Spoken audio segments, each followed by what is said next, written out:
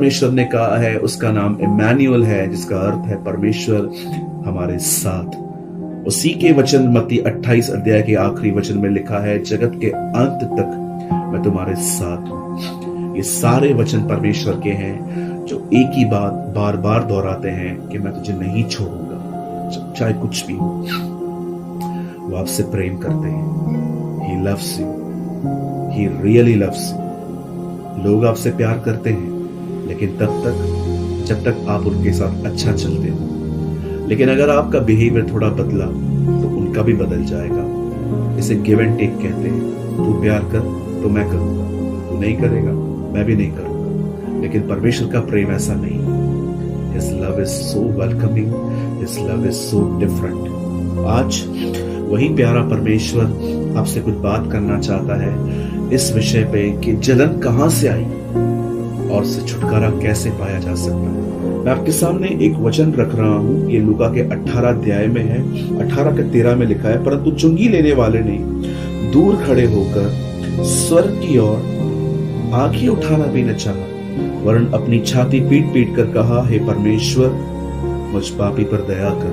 हम यहाँ पर एक दृष्टांत पढ़ रहे हैं। जीसस एक स्टोरी प्रीच कर रहा है कि दो लोग हैं और ये दोनों ही इजराइल के रहने वाले हैं और दोनों ही जो हैं वो प्रेयर करने के लिए टेंपल में गए हैं, प्रभु के मंदिर में गए हैं। और एक व्यक्ति जो है इसमें एक फरीसी है।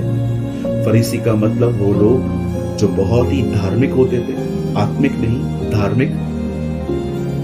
जो नियमों से प्यार करता है वो धार्मिक है, जो परमेश्वर से प्रेम करता है वो आत्मिक है। ये लोग परमेश्वर से प्रेम नहीं करते थे ज्यादा। ये नियमों को फॉलो करते थे। ये मत खाना, वो मत खाना, ये मत पीना, वो मत पीना, कपड़े बाहर से शुद्ध रखना, पर अंदर से तुम कैसे भी हो वो चलता है नहीं। ये धार्मिक थे।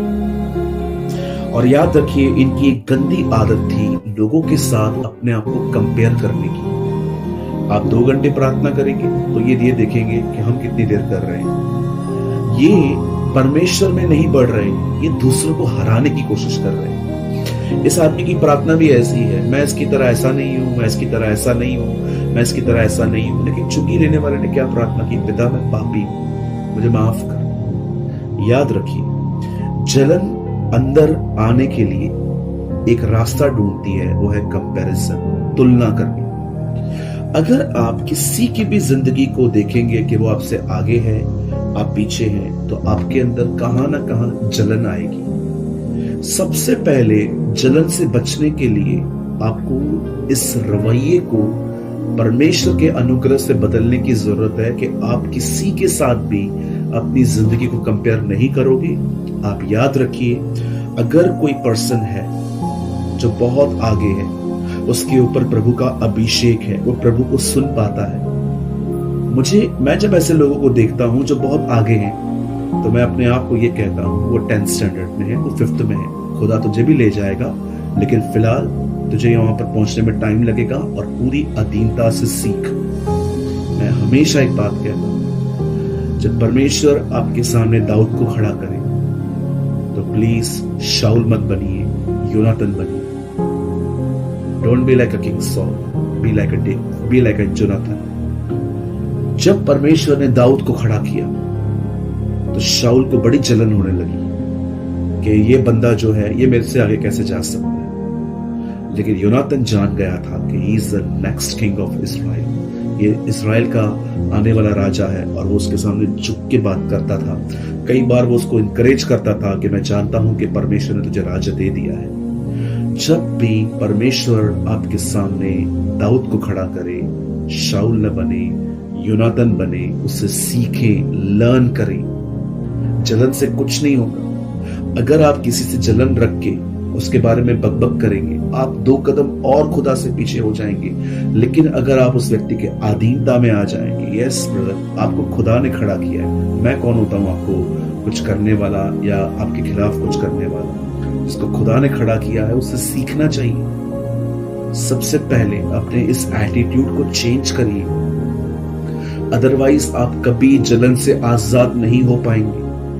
केन ने देखा कि परमेश्वर ने हाबिल का बलिदान स्वीकार किया, पर उसका नहीं। जब उसने कंपैरिजन की, जब उससे तुलना की, मेरा नहीं लिया गया, उसका लिया गया, वो जलन में आ गया। जब शाऊल ने देखा कि लोग दाऊद के बारे में ऐसी बातें कहते हैं कि शाऊल ने 1000 और दाऊद ने 10,000 मारे, जब उससे तुलना की, वो जलन में आ गया। आप नए नियम में देखिए, फरीसी जब देखते थे यीशु मसीह को कि वो बीमारों को चंगा कर रहा है, दुष्ट आत्माओं को निकाल रहा है, जब वो ये देखते थे, वो इतने जल उठे कि पिलातुस तक समझ गया, जो रोमन गवर्नर था, जब वो यीशु मसीह को सजा सुना रहा था, तो वो उसने क्या कहा, मैं जानता हूं तुमने इसे जलन से पकड़वाया है। इवन नॉन क्रिश्चियन लोग समझते हैं कि एक्चुअली जेलसी क्या है, पर हम नहीं समझ पाते कई बार। आप जानते हैं जलन कंपैरिजन से आती है।